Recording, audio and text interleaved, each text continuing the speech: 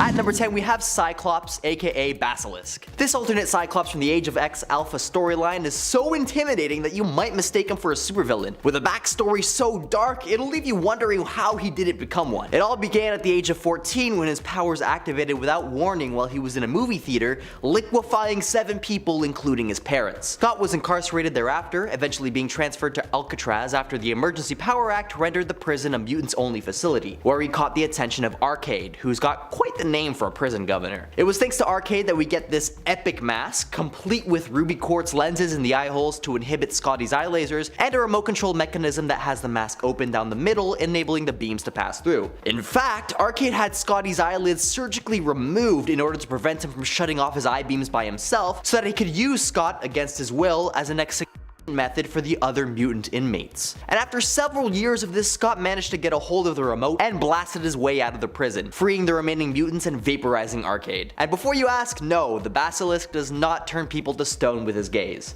He turns them to ash. If you're enjoying the video so far, you can support the channel by pressing like, subscribing to Top 10 Nerd, and ringing that notification bell. And without further ado, let's get into number 9. Doctor Strange Fate. Ah yes, the good old DC vs Marvel comics. The series that not only pit all of our favorite heroes against one another despite their conflicting franchises, but did so while introducing amalgamations of our favorite heroes and villains. One such hero was the amalgamation of Charles Xavier, Doctor Strange, and DC's Doctor Fate, but as it turns out, this convoluted mashup of a character is more than just a one-hit wonder. See, Strange Fate had discovered that restoring the Marvel and DC universes would result in the destruction of his own amalgam universe, and so he did everything that he could to try and prevent it, which, judging by the fact that you've probably never heard of this dude, was a task that he ultimately failed. However, while he couldn't prevent the destruction of his reality, he decided that he could at least save his own tail, and he did so by infusing his own psyche deep within that of Doctor Strange, where he was able to subtly manipulate the Sorcerer Supreme into creating several cross-dimensional incursions, but ultimately his existence was discovered by Batman and Access. And so, instead of just erasing the dude, Strange decides to preserve the entire amalgam universe within a pocket dimension, thus ensuring that Strange Fate would never be able to menace with the Marvel or DC universes again. At number 8, we have Jean Grey the Conqueror. We all know Marvel just loves to introduce super cool takes on our favorite characters and then proceed to do absolutely nothing with them. I'm looking at you, Galactus Buster Armor, and no missed opportunity makes me as sad as this entry does, cause in the all-new X-Men number 25, we're briefly told about numerous dark realities which don't end very well for our X-Men, including an alternate reality in which Jean Grey was consumed by her inner darkness and went on to conquer the planet by force. You see, a couple of realities next door, and Jean Grey ain't the telepathic sweetheart we all know and love, on account of the fact that her early formative years were not spent with Charles Xavier, who was to teach her how to control her powers and to help her mold her persona, thus putting her in touch with her humanity. Instead, the Jean of this earth listened to Magneto, who taught her how it was a mutant's birthright to conquer, leading her to decide that the reason she was born with her powers was just that. And I don't know about you, but I definitely need the whole story which takes place in this reality. Marvel, if you're listening, get on it.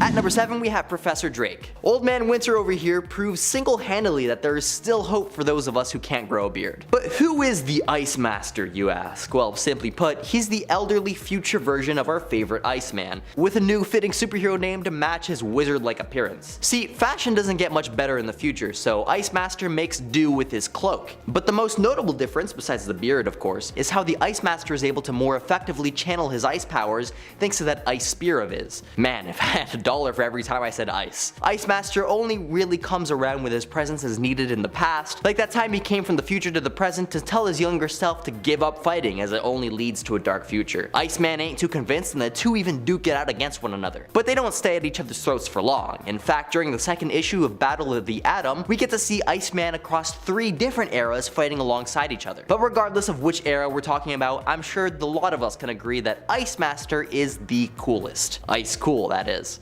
At number 6, Planet X Rogue. The version of Rogue we get in Uncanny Avengers is probably the most powerful Rogue we've ever seen, and yes, that includes the countless versions of her imbued with the Phoenix Force. After taking a fatal blow that led me to believe that she expired for like half a dozen issues, she played a crucial role in thwarting off a celestial attack by absorbing the powers of every X-Men and Avenger available. We're talking hundreds of superheroes here, imbuing her with what's basically every superpower at once. And these powers ain't from lackluster players either. We've got some big names here like the Hulk and Wonder Man, just to name a couple. She becomes so insanely powerful that she's able to single-handedly slow Exitar's descent to Earth by pushing up against the bottom of his foot, and when Death Sentry held the other foot, Exitar was halted completely. Like, come on, you don't think that's epic? Sure, she couldn't stop him on her own, but come on, this dude is big enough to size up our entire planet, for crying out loud. His shoe size is bigger than Rhode Island. Need I go on?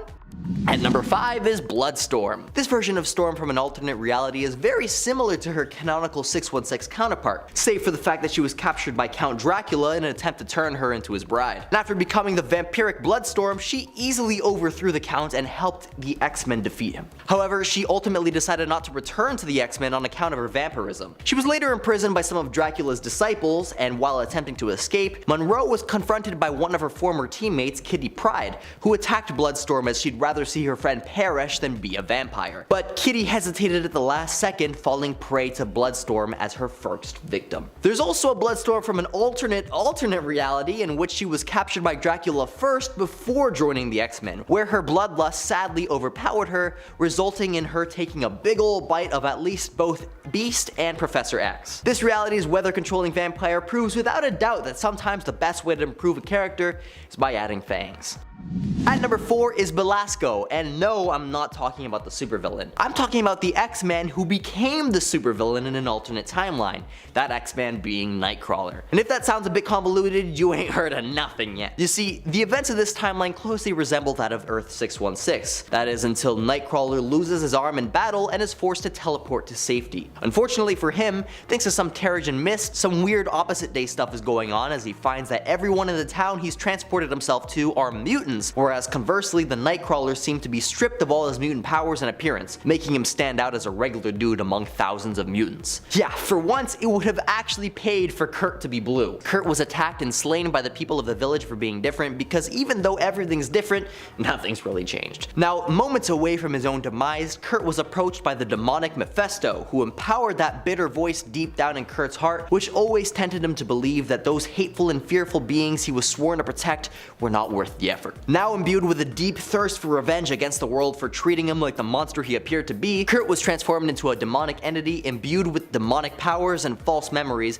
that would perpetuate his unrelenting hatred, and manifesting the spitting image of Belasco, the X-Men's former nemesis. In fact, it was revealed that the Nightcrawler had actually been this reality's Belasco all along, thanks in part to a time loop set in motion by Captain America, who refused to deal with Mephisto and some time travel shenanigans. It's even hinted that Belasco's frequent targeting of the X-Men over the years is actually a subconscious cry for help. So this version of Nightcrawler makes for the perfect evil counterpart, as this pure-hearted X-Men had been compensating for his monstrous appearance with genuine kindness and optimism, doing his best to protect the world that hated him. Yet thanks to Mephisto, Kurt was forced into becoming the very thing he feared the most. At number 3 is Death. What do you get when you merge Wolverine with the Horsemen of the Apocalypse? You get the Eternal Rest itself. During an Avengers event which saw Kang damage the time stream, something he's prone to do at this point, the Avengers were faced with Apocalypse and his 4 horsemen, all of whom bearing uncannily resemblances to our favorite superheroes. We've got a demonic-looking 8-armed, 4-legged Spider-Man as our first horseman, Red Hulk as the Horseman of War, Scarlet Witch with the Black Horse, and finally Wolverine, the Horseman of Eternal Rest. And as for what makes this Wolverine special, aside from the fact that he's permanently fused with a floating horse, is the fact that Wolverine now embodies the very entropy of the universe itself. Well, that is, if he didn't already. At number 2 is The Witness. This alternate reality version of Gambit is himself a temporal anomaly existing at the junction where all timelines converge, thus allowing the Witness to exist at all points in time at once, enabling to perceive everything before it happens, and making for one of the coolest X-Men in the multiverse. Now, being the anomaly that he is, much of his origin is shrouded in mystery. In fact, when Bishop was tasked with gathering as much info on the dude as he could, the only clue we got was him saying, "I am LeBeau." And more than LeBeau, which is about as cryptic as you can get. Now, upon deeper investigation, I discovered that while many assumed the Witness to be an elderly Rami LeBeau, otherwise known as Gambit, it was revealed in the X-Men Future History Messiah War sourcebook, holy cow, what a mouthful, that the Witness was actually a different person altogether, a conclusion that I personally reject. I mean, come on, you're telling me that the Witness, the last guy to ever see the X-Men alive, whose name is LeBeau, isn't actually Gambit? Like, they both even shared the same Cajun accent, for crying out loud. Now this could be explained by a flashback where we see a 6-year-old Remy running into the Witness by chance, who became somewhat of Remy's mentor. But that doesn't really eliminate the possibility of these two being one and the same, since the Witness is a time traveler after all. There's also that time in Gambit issue number 10 when Gambit is on their hunt for a special jewel with temporal properties, an artifact which is revealed to be sent to Gambit backwards through time by the Witness himself. Bishop at one point even refers to the Witness as Gambit to his face, a name that the Witness does not deny owning, instead simply replying by calling Bishop Mon Ami. And if you're still not happy with my anti-canonical reasoning, too bad. At number 1, we have the Rex Dogs. If you've got a problem, let me remind you that this list calls for better X-Men, and if you believe that the universe where anthropomorphic canines exist in the place of humans is somehow inferior to the X-Men, then you must be a cat person. You see, the Rex Dogs are leagues better than their human counterparts on numerous fronts. Firstly, the original X-Men are prone to fight amongst themselves, like how Wolverine and Cyclops stick together about as well as two repelling magnets, whereas the Rex Dogs take loyalty to a whole new level. In terms of combat, the X-Men are strictly known for their heroic accomplishments, while on the other hand, not only are the Rex Dogs unafraid of getting their paws dirty, they're also adorable while doing it. Guys, let's face it, it's hard not to love these mutant doggies. The only thing that the X-Men have on the Rex Dogs is opposable thumbs, which are definitely overrated. I mean, come on, Professor Rex is a disabled telepathic chihuahua, for crying out loud. Number 10, X-Force. X-Force is known for being one of the most ruthless mutant and X-Men related teams in the comics. It was initially more Cable's team and was used like a sort of time police force to remove threats to the timeline. However, as time went on, the name became repurposed and is now more associated with someone like Wolverine, known for being a sort of mutant black ops team, usually that he leads. Currently, Krakoa is equivalent to America's CIA, and in fact very currently, as of right now in 2022 at the time of this recording, the team is more Hank McCoy, Beast's team, which has recently moved out of the shadows, with Beast deciding to no longer basically hide all the morally questionable, super shady decisions that he's been making to eliminate threats and keep Krakoa safe. Although sometimes it seems like his true aim may actually be something more sinister, because it is an interesting way of trying to keep people safe. And friends, before I move on to my next spot on this list, if you love what we do here at Top 10 Nerd and you love the X-Men, then we have a playlist for you. It's our X-Men playlist. Go check it out and you can watch all the X-Men content that we've done. Done a lot. Number 9, Brotherhood of Arakko. There have been a couple of X-Men Red teams over the years in Marvel Comics, but for the purpose of this list, we're focused on Storm's Brotherhood that she brought together during her time as ruling regent out on planet Arakko, formerly known as Mars before the mutants terraformed it and claimed it for themselves and their people. They appear mainly in the book X-Men Red, which is why I'm referring to them as kinda like X-Men Red, though really the title for this book is a bit of a misnomer when it comes to Storm's team. Well, you could call Storm's Brotherhood this book's main team, and thus X-Men Red because that's the name of the series. It seems initially this was more in reference to the team Abigail Brand tried to put together, but kind of failed to really have takeoff, with Storm's team taking prominence instead. The team initially consisted of Storm, Magneto, the Fisher King, and Sunspot, but now that Magneto is gone, also includes Cora the Burning Heart and Wrongslide. Also includes Cora of the Burning Heart and Wrongslide, a resurrected Rockslide who came back different after he was killed in Otherworld. Number 8, Avengers Unity Division. The Avengers Unity Division is basically a combination of X-Men and Avengers, which makes it pretty OP. At least it was a combination of both these teams when it first started. The team was created by Captain America as a result of the Avengers vs. X-Men storyline. After the fallout, Cap felt pretty bad about basically not really helping the mutants more in regards to promoting them towards humanity and making sure that the world over did not really hate and fear mutants. At least, you know, he felt as responsible as he, as one man, could do. But he's a pretty influential guy, so he was like, maybe I should have been helping you guys more. In an effort to do this now, he decided to bring together Avengers and X-Men to work together, creating the Avengers Unity Division. Later on, Inhumans would even be added into the mix as well, so really this team is all about bringing people from different worlds who maybe don't always see eye to eye together, which is a really beautiful sentiment when you think of it. On the initial team, which was known editorially as Uncanny Avengers, we had Captain America leading and joined by Havoc, Thor, Rogue, Scarlet Witch, and Wolverine. Rogue and Scarlet Witch were an especially challenging combination of characters to have on this team, as Rogue vehemently hated Wanda for what she had done to mutants during House of M, and saw her basically as a villain. In fact, most mutants did at that time, so this was in general a powerful team on paper, but one that also came with like a lot of issues and a lot of baggage, to be honest. Of course, that's what makes it so interesting to read, right? We're here for the drama. Number 7. Great Ring of Arakko. The Great Ring of Arakko is exclusively made up of Omega level mutants, which really tells you how much of a powerhouse team they would be. They are the ruling body of Arakko, which is the sister mutant island nation to Krakoa. In fact, Arakko and Krakoa are kinda like less siblings and more romantically tied. Ooh, romantic islands that are in love with each other. Both are sentient mutant islands, and for a long time they were actually attached to one another, literally and romantically, and were also in love with each other. Although now, they actually prefer to be separate. They've been separate for a long time and they're like, you know what? The spark, it's gone. Arakko's ruling government has 4 distinct sections, which govern different parts of their civilization, with some areas having more power at given times. For example, in war times, Dawn is the area that typically gets more say, as this is the area that Dawn rules over and governs. The war times. For years, the Araki were at war with Amenth, so this would have been a very prominent section for many years in the past in terms of their ruling body. And it's something that the mutants of Arakko struggle with releasing themselves from, the obligation to always be on guard and kinda always be at war with people. While Uranos recently cleaned the clock of the Great Ring of Arakko, that should not undermine their strength, as Uranos is basically on a whole other level by himself as one of the most powerful, ruthless, and I would say evil Eternals that we've ever seen. And I know people would probably like put the X-Men above the Eternals or mutants above Eternals, but let me tell you, the Eternals are still pretty powerful, so we gotta respect. Number 6. Versus Inhumans Unity Team. Inhumans vs X-Men was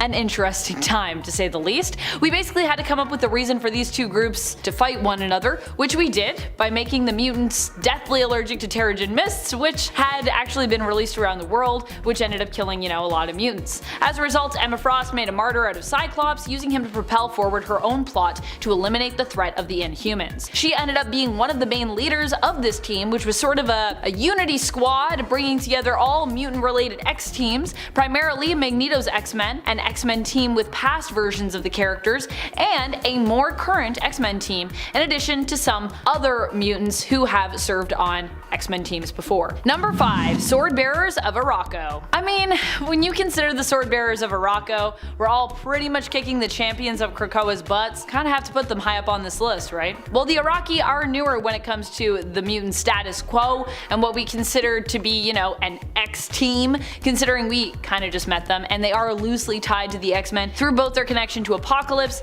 and, being mutants. At the end of the day, they are still mutants, and for that reason, I think we can include them on this list, because this list for me is really more about mutant teams. That's what it's really about, more than, specifically X-Men sister teams or X-Men rosters, which we could do, but I don't know. I feel like to me that's a different list. We just use the name X-Men here because it makes more sense in relation to Marvel mutants and is more appealing than if, we just put Marvel mutants in the title of this video. You dig me? The Sword Bearers of Arakko didn't just best their Krakoan competitors in contests of combat and wit, but also in some of the more charismatic and just straight up strange contests. Also beating them in a dancing competition, a runway model one or like a fashion show contest, and a scavenger hunt, to name a few of those seen in X-Force issue number 14 of that 2019 series, during the 10 of Swords event. Oh man, I love 10 of Swords.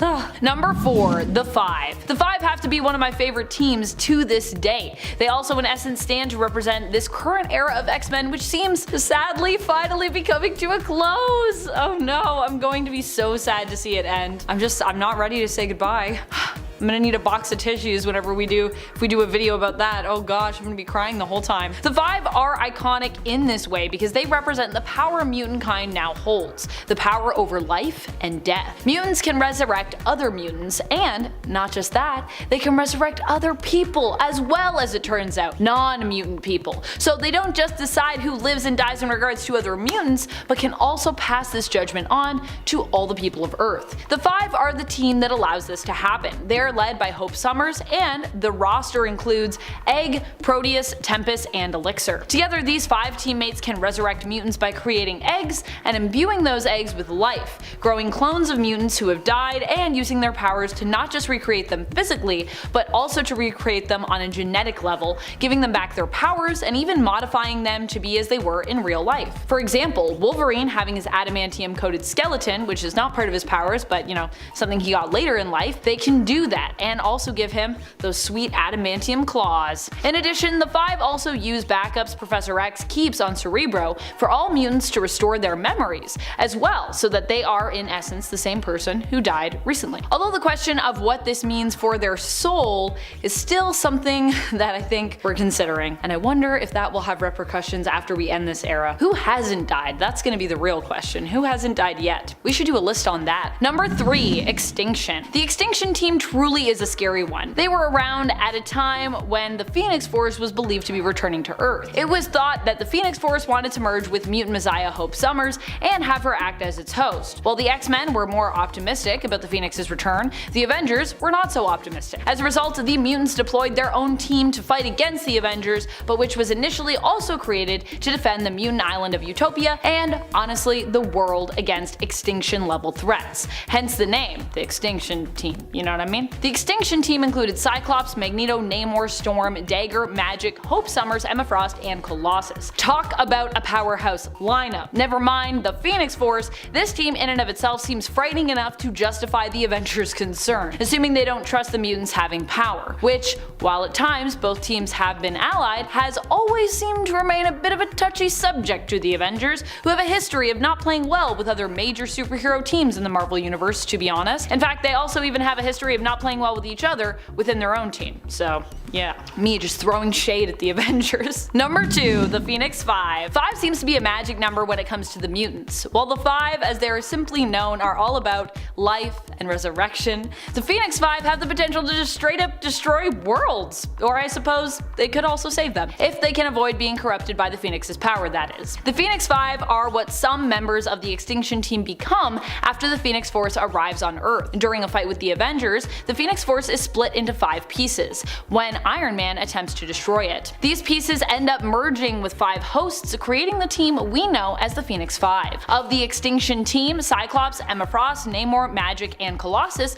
are the ones who end up as the Phoenix's hosts, dividing the team. While initially the members of the Phoenix 5 attempt to use their newfound power for good, they all end up kinda getting corrupted, with other members also stealing their power until it is all combined into one host, ending with Scott Summers, aka Cyclops. We all know how that went. Professor X ended up as a dead guy. Number 1, X-Men. Obviously, one of the best and most powerful around has to be the X-Men. I mean, come on. Of course I'm gonna pick the X-Men. I mean, is it too obvious? I don't know, but it's true. And I would say we've actually had one of the best X-Men rosters in recent years, with the previous roster that included Jean Grey, Cyclops, Synch, Lara Kinney's Wolverine, Rogue, Polaris, and Sunfire. While the team has had many different rosters throughout the years that have been standout, Jerry Dugan's team was pretty stacked, especially when you consider you have 2 people that can use other people's powers, one of whom can sync with anyone else on the team. And the current team as well is also fairly stacked, especially with Bobby returning to the main X-Men team and him being a pretty unstoppable force as an Omega level mutant. I mean, honestly, I think Iceman, if he was just a team, he could be a one-man team. That's how powerful he is. If we also considered amassing all the X-Men that had ever served to make one giant super team, then the X-Men would also definitely be the most powerful, as they've had so many members rotate on and off the team throughout the years. Even the team from the classic era, still being younger too, at the time that is, they're not as young now, were pretty powerful. And then of course there were the 80s and the 90s for X-Men, which also saw a lot of really powerful lineups, to be honest, with Kitty Pryde, Logan's Wolverine, Rogue, Havoc, Polaris, and even powerhouses like Magneto and Rachel Summers joining the team. Rachel Summers herself could also be a one-woman team. Number 10, Dark X-Men. The Dark X-Men are basically what we get when Norman Osborn is put in charge of all the super teams that you can imagine. This all went down during the Dark dark reign period over at Marvel Comics. Norman ended up becoming the world's greatest hero, at least in civilians and the government's eyes, after he successfully shot and killed Skrull Queen Varanki, in essence ending Secret Wars and, in a weird twist, kinda saving the day. Not something people usually expect with Norman Osborn. As a reward, he was given the task of creating a new organization to take over for the disbanded S.H.I.E.L.D. Norman created Hammer in response and made his own teams of both Dark Avengers and Dark X-Men. His initial roster included Dark Beast, Mystique, Mimic, and Omega. I feel like Dark Beast is such a great evil mutant that he generally just gets to be on like almost every evil mutant X-Men team. But also, I love Dark Beast, so I'm kinda fine with that. I wish he was still alive though, so that at least I had some way to rationally explain Hank's behavior lately, who I thought might have been Dark Beast this whole time, but considering that Dark Beast is dead and everything else that's been going on, this now seems extremely unlikely, sadly. Dark Beast, please come back to save Hank from himself. And friends, before we move on to our next spot on this list, if you love what we do here at Top 10 Nerd, why not click that subscribe button? I know there's a bunch of you that aren't subscribed, so I'm talking to you. Click the subscribe, do it. Do it, I say! Number 9. Avengers vs. X-Men. Some might argue as to who is really evil in this storyline, if anyone is, but then there are those that actually might see it the Avengers way. After all, in Avengers vs. X-Men, there are really two sides to take, although thankfully in the end, the two teams do manage to put their differences aside to come together and resolve the issue of what to do exactly with the Phoenix Force. However, in this story, the X-Men initially are opposed to the Avengers as they want to welcome the Phoenix Force back to Earth, which is reportedly rapidly on the approach. It's believed that the Phoenix is kinda coming to merge with Hope Summers. While the X-Men are kinda wary of that, they do feel more open to the idea of the Phoenix's return, feeling that they could maybe use it for good, whereas the Avengers are pretty much vehemently opposed as a result of the Phoenix's history of destruction. The Avengers, and perhaps rightfully so, would rather see the cosmic entity completely destroyed. As the fight ensues, the Phoenix is split into 5 pieces, and some of the X-Men are even corrupted later by its power, becoming known as the Phoenix 5. Number 8. Cerebro's X-Men. Cerebro ended up at one point gaining sentience, and creating their own X-Men. The sentient Cerebro took the form of Professor Charles Xavier. Cerebro recruited their own X-Men to oppose the true X-Men team, or at least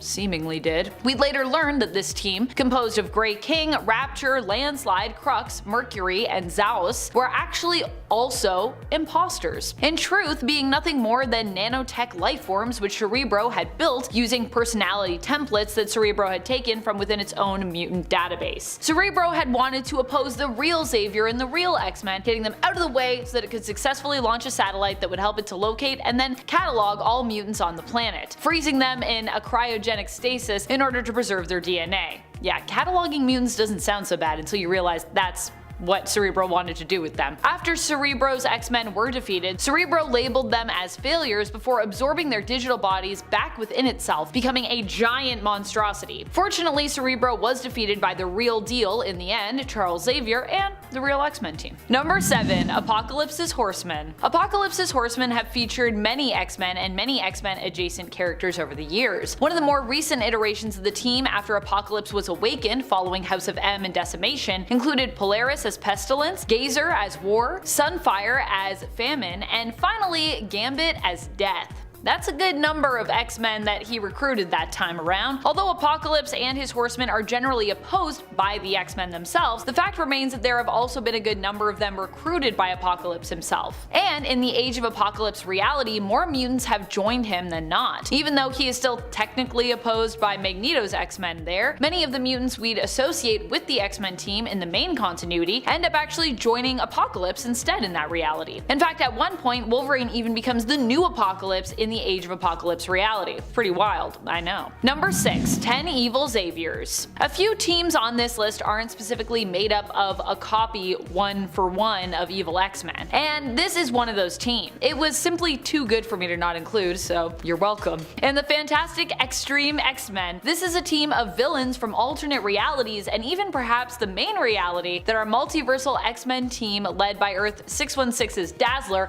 must face. The 10 Evil Xaviers feature one that is a cowboy, another that is a Cthulhu-like floating brain, one that is a giant Akanti whale, and so many more amazing weird alternates of the X-Men's leader and mentor, Number 5. Inhumans vs. X-Men. In Inhumans vs. X-Men, the X-Men team kind of become the bad guys. This was all thanks to the machinations of Emma Frost, who manipulated the rest of the mutants by making Cyclops appear as her own martyr. She made it appear as though Cyclops was killed by the Inhumans so that she could inspire the mutants to rise up against the Inhumans and basically go to war against them. In reality, the Inhumans did not actually want to fight the mutants and instead preferred to find a peaceful resolution initially. That was what they kind of wanted to do. They were like, we're sorry that we kind of accidentally killed some of your people, let's figure it out. But no. The conflict started when exposure to the Terrigen Mists ended up being deadly to the mutants, some of whom got very sick and then died, causing a case of Mpox. However, in the end, it was revealed that Emma was simply using her illusion powers to make people believe Cyclops was still alive after he'd already died almost instantly due to exposure to the Terrigen Mists. She then made people believe that Black Bolt had actually been the one to kill Cyclops, which was what got all the other mutants and X-Men riled up. Needless to say, after the truth came out and everything was mostly resolved, Emma went deep into hiding as a result of everyone being pretty pissed at her, which honestly, fair enough. Number 4. Revenants. Who are the Revenants? They're basically like, well, evil X-Men. Well, at least evil versions of a few of the X-Men. In an alternate reality where Cassandra Nova becomes ruler of the world, they may even have a ton more power over there. In fact, I believe they do. I think they rule that alternate world. Ugh. But the ones we're talking about here instead appear in Uncanny X-Force, where they face off against some of the former / current / future X-Men members. Revenants are also known by another name though, one you might be familiar with if you are a Cassandra Nova fan or a Shi'ar fan: Mumadrai. The Mumadrai are basically evil duplicates of oneself. According to Shi'ar beliefs, in order to be born, one must first defeat their evil alternate, their Mumadrai, in the womb. That was what Charles did in order to defeat Cassandra Nova, his seemingly evil twin, who really is a Mumadrai. However, despite being defeated because Charles was so powerful, in reflection, so was Cassandra, who would end up recovering and returning years after that initial defeat. In Uncanny X-Force issue number 10, we're introduced to a few more Mumadrai that are the dark reflection of Betsy Braddock's Psylocke, Storm, and Puck. While Puck has never been an X-Men and isn't a mutant, he is X-Men adjacent, having served on Alpha Flight and X-Force, hence his appearance in this series and the reason why I'm still gonna talk about him on this list, so haha!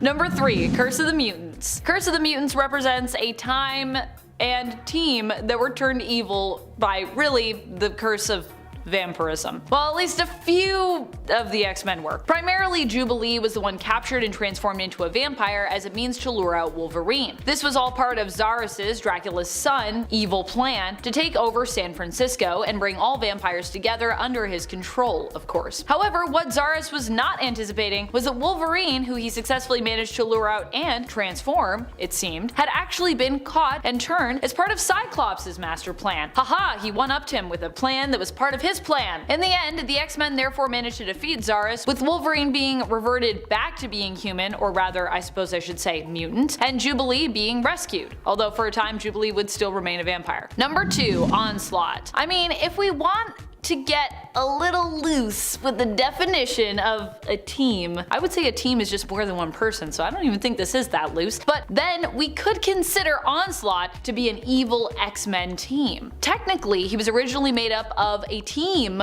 of 2 people, Professor X and Magneto, both of whom have been known to lead the X-Men in the history of the comics. And while this psychic entity originally was only a combination of their 2 minds, when Onslaught returns appearing on Krakoa, it's actually because Onslaught is linked to basically everyone who has died and then been resurrected on the island. Basically, Onslaught managed to live on in Charles' psyche and then use his small, like, kind of sliver of existence there to make his way into each upload following a mutant's resurrection, thereby getting out little pieces of Onslaught all over until they could come together and make one giant Onslaught. So in essence, Onslaught is also a part of everyone who has died and been brought back to life on the Mutant Island Nation. This version of Onslaught as such poses an even greater threat to mutant kind and the world, especially as it creates and feeds off chaotic energy, infecting the mutants that it is a part of, but also feasting off of that chaotic energy as well. So Ugh. Number 1. Future X-Men. The future X-Men weren't actually X-Men. That was the problem when it came to their evilness. That was all part of their evil plot. Although this mutant group advertised themselves as X-Men once they traveled back in time, in reality, we had later learned that they were indeed not X-Men at all, but instead were an evil future brotherhood. The team was initially formed by Charles Xavier II, the son of Charles and Mystique. He ended up recruiting the team to stand opposed to the X-Men, who Charles saw as a disappointment in regards to what his father had hoped for them. Charles II, that is, not the original Charles. While Charles II's team failed at defeating the X-Men multiple times, Reyes, Charles's half-brother, with Reyes' parents being Wolverine and Mystique, got the idea to travel back in time to when the X-Men would be more vulnerable in order to defeat them. Number 10. Darwin. Darwin is one of the newest characters on this list, first appearing as retconned X-Men member in 2005's X-Men Deadly Genesis. He is Armando Munoz, who was sent to the island of Krakoa to rescue the original X-Men team alongside Vulcan, who was on our part 1 for this list, fun fact. Following the ultimate failure of that mission, Darwin was launched into space alongside Vulcan, and during M-Day ended up absorbing the energy expelled from mutants when they all lost their powers, boosting his own adaptive, evolutionary-based mutant powers. And friends, before we move on to this next spot, if you are loving what we do here at Top 10 Nerd, please go check out our newest channel, Most Amazing Top 10 Anime. Who knows, maybe at some point I'll be on that channel for a second. You'll have to go subscribe to find out. Number 9. Kid Gladiator. Kid Gladiator is the son of Gladiator, aka Calark, former Magister of the Shi'ar Empire. In fact, during his time with the X-Men, his father was the Magister, the ruler of the entire Shi'ar Empire. Like his father before him, he is extremely powerful, and confidence and belief in himself has also been tied to his power levels, boosting him when he is at his most confident. Number 8. Rogue. Rogue is one of my all-time favorite X-Men, being one of the members I most gravitated towards as a kid when watching the 90s X-Men animated series. Well, Rogue and Jubilee I would say are my top faves from that series. Her powers are super cool, and over the years, as she's come into her own and learned more about herself, have also only become cooler over time. Rogue can, in essence, absorb the power and life force energy of those she touches, as well as their memories. Unfortunately for Rogue, this meant that for most of her life, she felt very alone, unable to touch anyone since basically puberty without fear of, hurting them, leaving them comatose, or worst of all, killing them. However, in recent years, Rogue has learned how to better master and control her powers, able to harness the powers of her fellow mutants without harming them, as we saw her do with a kiss on Jean's cheek during the current X-Men series during a cosmic casino heist. And she can also touch people without harming them at all, as we've seen with her and her husband, Gambit. Number 7. Genesis, or Evan Sabanur.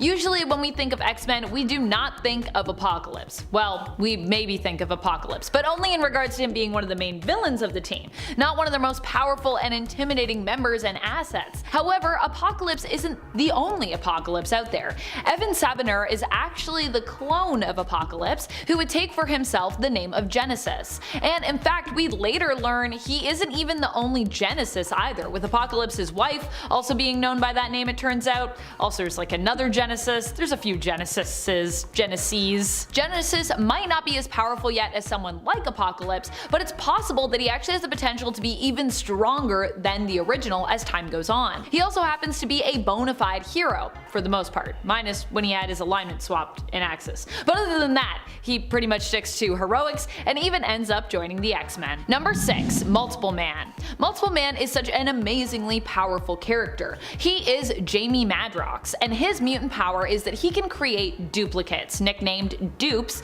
of himself to an almost unlimited extent. Initially in the comics, he tapped out at creating 40 dupes at a time, but now we've seen him create a whole laboratory staffing of dupes and more. His duplicates can go out in the world and live, and when he absorbs them back, ideally before they die, he absorbs everything they have known and learned, all their memories, experiences, skills, and knowledge. Of course, he does have to do that before they die. But because of this, Jamie is extremely skilled and is also a PhD multiple times over at this point. He's also done like an insane amount of jobs. He's like Barbie. He's done all the jobs that have ever existed pretty much at this point. Number 5. Juggernaut. Juggernaut is a non-mutant and former X-Men villain, at least currently in the comics, but that hasn't stopped him from joining the team. Juggernaut is also amazingly strong, being imbued with the power from the Gem of Sidorak, which he acts as an avatar and servant for, serving Sidorak's will. Sidorak, however, no longer holds any power over Juggernaut. Recently, Juggy basically left Sidorak's service to strike out on his own, but still was able to keep his power through remnants of Sidorak's presence. Using materials Sidorak left on Earth, Juggernaut was able to construct new armor for himself and harness Sidorak's power through this, without being beholden to the demon god and his whims. Number 4. Sync. Sync is definitely having a big glow up moment right now in the comics, especially in regards to his power levels. And also, he literally glows. He glows rainbows. It's pretty cute. But also, in regards to some valuable character development, he's also seeing a huge glow up as well. Sync is Everett Thomas, a relatively newer character that was created back in 1994, making his first appearance in the 90s X-Men comic series in issue number 36. He tragically died during his time at Emma Frost's mutant school program at the Massachusetts Academy, sacrificing himself in order to help save other students during an attack on the school. However, Sync was recently brought back, resurrected, to be part of a team to venture into the vault to learn more about the Children of Tomorrow, joined by mutants Laura Kinney, aka Wolverine, and Armando Munoz, aka Darwin. He recently joined the main X-Men team as well, and after his time in the vault, being the only one to escape with his knowledge of what happened within intact, he also seems to have leveled up his powers, being able to remain synced with other mutants even when not in their vicinity. So if you've heard other people talking him up lately, that's why. And you should probably read along and join them in that hype train. Toot toot. Number 3. Spider-Man. Did you know that Spider-Man was an X-Men? Yeah, he was. Even though he's not really a mutant, but a mutate. But hey, don't let that limit you. You can still be an X-Men even if you're not a mutant. There's still hope for me. Kinda makes me feel bad for Deadpool though, who always wants to join in on the mutant fun and games and camaraderie, but is so often shafted by them because, well, he's Wade and he's kinda annoying. But of course, us readers all love him anyway. In fact, I think I love him more because he's annoying, but I digress. This is Peter's point, not Wade's point. Spider-Man ended up joining the X-Men in the wake of Wolverine's death, as Storm had found papers regarding to an idea to have Spider-Man join the team and teach his own special class of mutants. As such, he joins the X-Men in Spider-Man and the X-Men issue number 1. Number 2. Iceman. Bobby Drake is deserving of so much respect and praise when it comes to X-Men, and he's come a long way in terms of his character and power evolution throughout the years as a team member. Robert Drake is actually one of the original X-Men team members, becoming notorious for being the kid of the team, the youngest member on that original roster, who is also prone to pull pranks and get into all kinds of antics. In terms of his power set, Bobby has gone from being kind of a snowman in little black booties who loved eating ice cream and throwing snowballs and making ice walls, to an elemental mutant who can control not just snow, but ice and water. He can make ice golems which appear to even be somewhat sentient and living beings. He can shapeshift to become massive, travel in and through water as water himself, and has even been shown to be powerful enough, Omega level mutant that he is, to freeze hell over. Or at least, you know, a version of hell. Number 1. Ascani / Rachel Summers. Rachel Summers is definitely one of the most powerful mutants and X-Men members out there. Of course, she might not be the most powerful. After all, I did create a list of powerful X-Men members prior to this, so if you're thirsting for more powerful members of the X-Men after this video, you should definitely check out our part 1 as well to find out who took my real tippity top spot. But still, Rachel is deserving of a top spot for sure. She is the alternate reality daughter of Cyclops and Jean Grey, who are known to make powerful children together across the multiverse. Hence also why Sinister is so obsessed with the two of them getting together. Rachel is one of the chosen hosts of the Phoenix Force, and even without the Phoenix is extremely powerful, being an immensely powerful telepath, telekinetic, and chronokinetic. She can read time, skip through it, travel to alternate timelines and dimensions, and even manipulate time. She also happens to be immune to timeline alterations as well, and is unique in that she is the only version of herself throughout the multiverse. Even another Rachel Summers, should she meet one, would not be an alternate of her. She has no other versions of herself, which makes her uniquely well suited to time travel. Because, you know, then she's not gonna like mess stuff up. To really understand this team, we have to go all the way back to their humble beginnings over at Marvel Comics.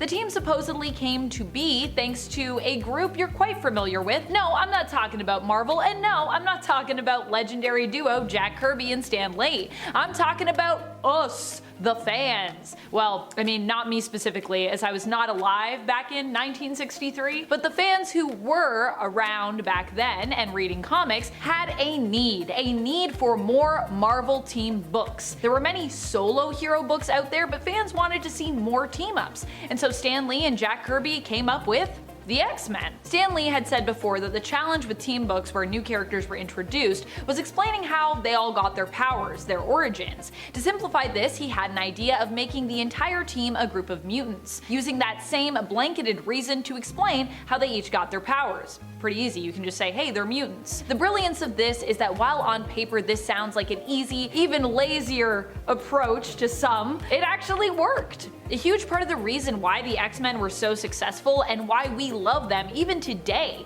is because of their mutant status. Initially, Stan wanted to give them a simple name, denoting this status, the mutants. But publisher Martin Goodman turned down the name idea, citing the fact that no one knew what a mutant was. Some even believed that the name, the Mutants, could still be used as a good alternative name for the group when they debut in the MCU, but we'll have to wait to find out about that. Instead, Lee decided to take inspiration for the team's name from their leader and mentor, Professor X, calling them simply the X-Men. In those early comics created by Kirby and Lee, Professor Charles Xavier, or Professor X, as he'd come to be more commonly known, created a school for young mutants, guided by a dream of peaceful coexistence with humankind. You see, the public was not a fan of mutants, and there were many evil mutants out there that gave mutant kind a bad rap. To combat this, Professor X decided to create a school for gifted youngsters in Westchester County, New York, bringing together a team of young mutants using his telepathic abilities and Cerebro, which we later learned was actually created by X and his future student Jean Grey. The initial team and group of students that started it all were Cyclops,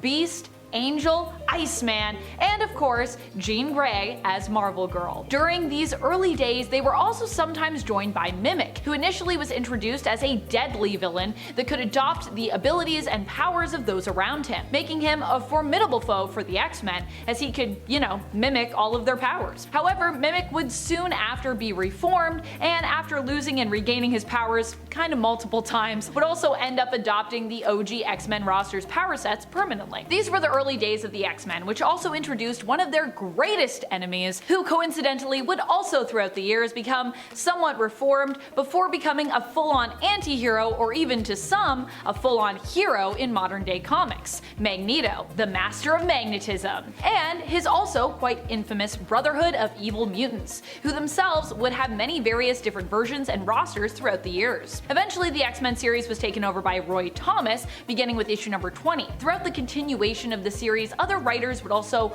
help out, and we'd see characters like Havoc, Cyclops' heroically reluctant brother, who was also a mutant, and Polaris, who we later learned was the daughter of Magneto, having powers similar to him, introduced. This series would be ongoing until issue number 66, where it would come to a firm stop as sales dwindled somewhat. Up until issue 93 of the series, the X-Men title would only exist to sell reprints of older stories. So there's a period there where nothing new is really happening, it's just a lot of reprints. However, with Giant Size X-Men issue number 1, we'd see X-Men return in a big way, finally getting a new tale and ultimately a revival. Len Wein and Dave Cockrum were the creatives behind this first Giant Size, which would become a Marvel and X-Men staple. In fact, recently in 2020, we saw a new Giant Size X-Men series emerge in this similar vein, each issue of that series focusing on a story tied to a different X-Men. In the first ever Giant Size X-Men issue number 1, though, a whole new team of X-Men were introduced,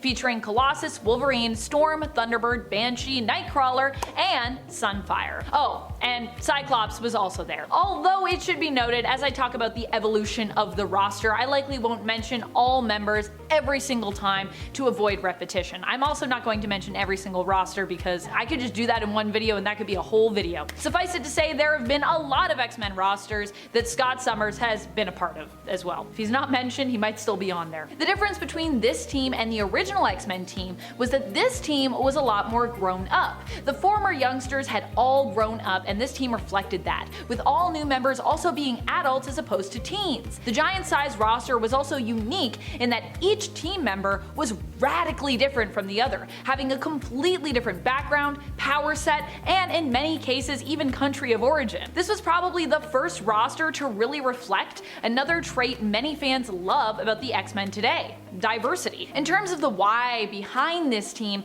they were brought together to rescue the original X-Men from the deadly sentient mutant island known as Krakoa, currently actually an ally to the X-Men in modern day comics, but once a villain in their history. Technically wedged in between this rescue attempt and when the X-Men ended up in peril was another team initially led by Moira McTaggart, but outside of the canon in real world comic history, this team wouldn't be retconned into existence until the early 2000s. It would serve to help introduce the youngest Summers brother, the quote-unquote mystery Summers bro, Vulcan. But back to the giant-sized team. They were successful in their rescue mission, and afterwards were left to ask the question, now that all the X-Men were safe and sound, new and old, what are we going to do with 13 X-Men? Well, they wouldn't have to worry about this too much, as they weren't lucky number 13 for too long. Shortly afterwards, Sunfire left the team in a huff, Thunderbird died on a mission unfortunately, Iceman and Angel ultimately moved out of the X-Mansion, and Havoc and Polaris decided to go back to school. Jean Grey as well also left for a period, kind of returning to school, but her romantic connection to Scott Summers kept her mostly active on the team's roster. Jean would also eventually become the Phoenix, sending us down a path towards one of the most iconic X-Men stories, I would say, of all time, the Phoenix Saga. And of course, the even more iconic follow-up story, the Dark Phoenix Saga. While the adult X-Men team continued on, there were newer mutants introduced, and a second X-Men title was added to make room for them and their stories. This new young team of teen mutants had a book whose title reflected just what they were, the New Mutants, in a way calling back to the simplicity of the title Stan Lee had originally thought up. This era is often considered one of the best among fans, with creative team Chris Claremont and John Byrne often standing out as the main folks we think of when we reflect back on these iconic moments and stories. In addition to the Phoenix Saga, there was also Days of Future Past and God Loves, Man Kills. Many of the stories you've seen brought to life in film and animated series adaptations are actually taken from this time period in mutant and X-Men history. Another spin-off title was added at this time to showcase the tales of the original X-Men roster, the most classic of teams. However, because we already had an X-Men team and title, this book and the team within its pages would become known instead as X-Factor. At that time, X-Factor was the old roster returning to action, not yet a mutant detective agency. Despite being what most fans associate with that name now, that version of X-Factor actually wouldn't become known to us until the early 2000s, with X-Factor Investigations making its first appearance in Madrox issue number 1 in 2004, which led into the 2005 X-Factor series,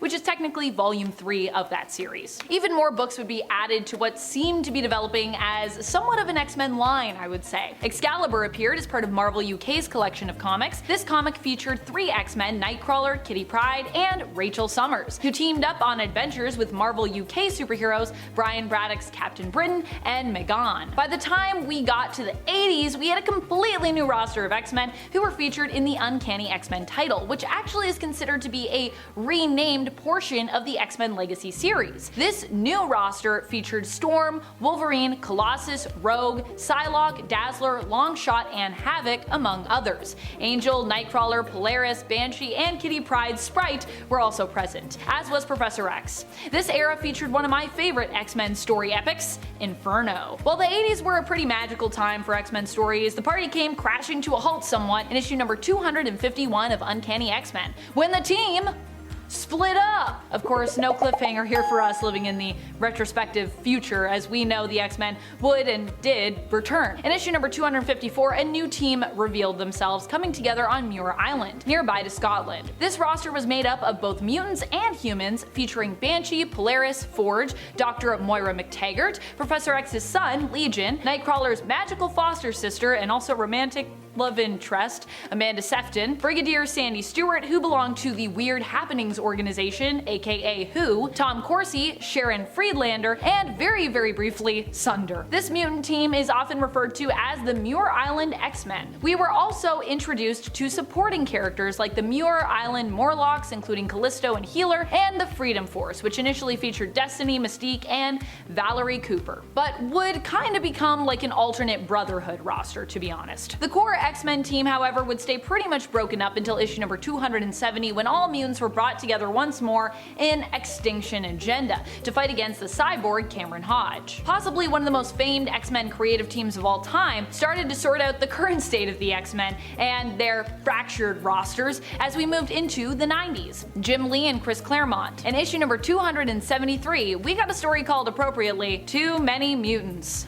Truer words were never spoken, which aimed to rectify all the confusion by finally giving us a new X-Men roster featuring Storm, Wolverine, Psylocke, Jubilee, Gambit, Forge, and Banshee. By 1991, we saw the many mutants coming together once more to take on the evil psionic mastermind known as the Shadow King during the Muir Island saga. After that battle, however, we were once more left with the remnants of 3 teams all kind of jumbled together. The Muir Island X-Men, the X-Men X-Men, and X-Factor. Once again, at the end of X-Factor issue number 70, we were left with the question, this time asked by Professor X, what am I going to do with 14 X-Men? No one looks pleased either about this issue on the page where this question is asked, perhaps because they are all upset that Professor X has maybe forgotten them, as he seems to have miscounted, but I assume this is just supposed to be a play on the 13 and we're just one-upping it, because there's definitely people that are not included in that count, including some who are not pictured here, and Professor X himself. There were likely even more than 14 X-Men now gathered. The solution to this question finally came in the form of creating multiple actual X-Men teams. Not spin-offs, but instead 2 main rosters. This is where the much-loved original X-Men Gold and Blue rosters come in, and this love is in fact proven by sales, with Jim Lee and Chris Claremont's X-Men issue number 1 being known as the best-selling comic of all time. At the time of this recording, there have been a reported over 8 million copies sold, which is pretty wild. The blue team featured Cyclops as leader, with Gambit, Rogue, Beast, Psylocke, Wolverine, and Jubilee rounding out the team's ranks, and briefly featuring Revanche as well. The blue team featured more of the edgy and newer X-Men characters, and was written and drawn by Chris Claremont and Jim Lee. Featured in the pages of the second volume of X-Men from 1991, starting of course with issue number 1, although they wouldn't actually be the blue team until like a few issues later, in terms of like them just being the mainstay. Think about issue 4. The gold team, on the other hand, featured Storm as leader, with members including Colossus, Angel's Archangel, Bishop, Jean, Forge, and Iceman. This team was depicted as the more seasoned and experienced one, showcasing more of the classic X-Men of the 60s and 70s. This team's stories were told in the pages of Uncanny X-Men, kicking off with issue number 281 of the series. I personally love this cover. The creative team involved included John Byrne, Jim Lee, and Wilchi Portacio. The costumes showcased with both teams, designed by Jim Lee, became pretty iconic and served to inspire their looks in the 90s X-Men animated series. To this day, they're still my favorite X-Men suits. The 90s was also the time that we were introduced to the mutant Black Ops team X-Force, who initially started out as kinda like time-traveling assassins made up of the former New Mutants team, who are now being led by big, gun-toting, time-traveling son of Madeline Pryor, Scott Summers, and sort of Jean Grey from the future, Cable. X-Factor would also continue as a government-funded team led by Havoc and Polaris, and despite the fact that the 2 mainstay teams were introduced to help simplify the murkiness created by having simply too many characters, the 90s is actually where it gets somehow even more confusing. Despite each team being somewhat tied to a specific X-Men title, these titles both had X-Men in the name, and often stories unfolded and were woven through multiple series, meaning you needed to collect multiple titles to get the whole story. While this can be fun at the time of collecting, it can also be exhausting, and expensive, and confusing to figure out when you're returning back to older stories. Both teams actually lived in the X-Mansion, but simply went on separate missions, starting in 1993 with Uncanny X-Men issue 298 and X-Men X-Men issue number 17, the teams also started to swap members for certain missions, making everything even more confusing for readers to try to discern between the two once very distinct rosters. During this era, however, we did get many memorable and character-defining stories, including Fatal Attractions, Phalanx Covenant, and the Onslaught event. But by 1994, the terms blue and gold had kinda lost all meaning, with both teams pretty much melding together. By 1998, the roster had shrunk down to 8 core members, including Wolverine, Storm, Nightcrawler, Colossus, Kitty Pryde, Rogue, Gambit, and Marrow, surprisingly, with stories featuring the team continuing to weave back and forth between Uncanny X-Men and the X-Men series, starting with issue number 360 and issue number 80, respectively. Since the 90s, there have been a slew of other important stories as we moved into the 2000s and beyond, including the alternate timeline Ultimate X-Men, E is for Extinction, House of M and M-Day, Messiah Complex and Messiah War, Schism, Avengers vs. X-Men, Inhumans vs. X-Men, and Resurrection. There have also been countless X-Men books featuring multiple teams, many of which simply refer to themselves as the X-Men, even when a mainstay X-Men book was also already ongoing alongside them, which means we get a lot of stories, but also making sense of the X-Men roster gets more and more confusing. These titles have included The Amazing X-Men, The Astonishing X-Men, Extreme X-Men, New X-Men, which was the mainstay at the time known as the Grant Morrison era of X-Men, X-Men Legacy, Young X-Men, Wolverine in the X-Men, which is actually one of my favorites, All New X-Men, which featured the time-displaced OG X-Men, X-Men Gold, Spider-Man in the X-Men, Extraordinary X-Men, the 2017 relaunch of Blue and Gold teams with X-Men Blue and X-Men Gold. And then of course there were all the books that were simply known as Uncanny X-Men and X-Men, including one volume of the series simply titled X-Men from 2015 that features an all-female roster of mutants led by Storm that I feel like no one really ever talks about for some reason. I still can't believe how seemingly quiet the hype surrounding that series was, and I know that not a lot of people were super here for it, but also, what a cool team! I suppose it all pretty much goes to show you that by the 2010s, people were pretty much overwhelmed with X-Men content, with the mutant hype receding for some time. To give you some more perspective here, despite the initial X-Men series being consistently returned to, sometimes renamed, but often maintaining or returning to actual legacy numbering, we are still also on the 6th volume of the X-Men title with the 2021 series. Pretty crazy to think, considering how long some of those other series went on for. The modern age, however, has seen a great boost to X-Men popularity, and I have to say I feel lucky to be one of the folks reading along through this entire era. In 2019, Jonathan Hickman and Pepe Larraz became the main creative team behind House of X and Powers of 10, which kicked off the era of X-Men we are in now, which I like to refer to as the Krakoan era. This has been a 3-part multi-year saga that is still ongoing, spanning a number of series in the double digits. The 3 major acts of this epic can be divided between Dawn of X, Reign of X, and Fall of X. Events have included one of my all-time favorites, Ten of Swords, the Marvel-wide crossover AXE Judgment Day or Axe, and SOS, aka Sins of Sinister, as well as recurring yearly Hellfire galas, which we can all dress up and attend in our minds. However, the X-Men history and family will continue on as the Krakoa era is soon coming to a close, with 2023's Hellfire Gala being advertised as the last. My heart.